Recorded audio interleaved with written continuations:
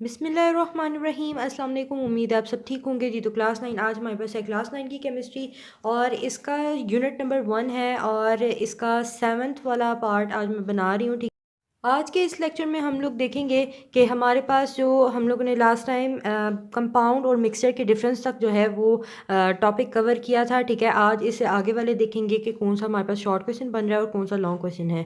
ठीक है, तो सबसे पहले हमारे पास टॉपिक है जी यहाँ पे atomic number and math number वाला। ठीक है, तो एटॉमिक नंबर और मैथ नंबर के लिए सबसे पहले ये शॉर्ट डेफिनेशन आती है और डिफरेंस भी आ सकता है आपको। ठीक है, तो atomic number of an element, सबसे पहले हम बात करेंगे एटॉमिक नंबर की डेफिनेशन के बारे में और इसकी एग्जांपल के बारे में।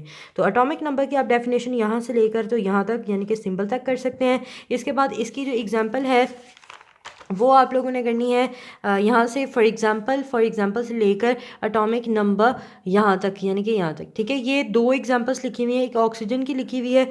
ठीक है, इसके बाद एक जो है यहाँ पे आपके पास लिखी हुई है हाइड्रोजन वाली। ठीक है, लेकिन यहाँ पे आपके पास दो हैं, आप कोई सी एक कर सकते हैं।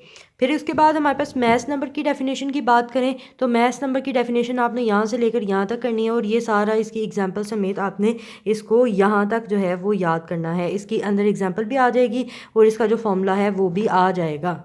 इसके बाद ये जो आपके पास टेबल बना हुआ है इसको आपने अच्छे से याद रखना है। आप अपने एग्जांपल्स के अंदर इनके अंदर से एलिमेंट लेके उनके नंबर ऑफ प्रोटॉन न्यूट्रॉन वगैरह याद रख के आप एटॉमिक नंबर और मैथ नंबर की एग्जांपल के तौर पर भी हम इनको इस्तेमाल कर सकते हैं।